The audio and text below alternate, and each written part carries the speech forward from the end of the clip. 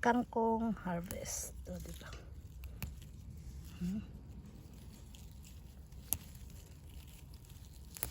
Pwede na. Pwede na sa sinabawan at sa taksiw.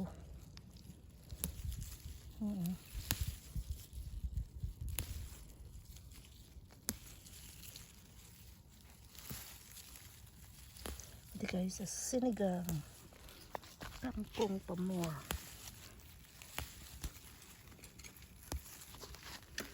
Ani-ani pag may time. Harvest tayo ng kangkong. Ayan pa. Tapos diligan natin para magdahon ulit ng madami. O, diba?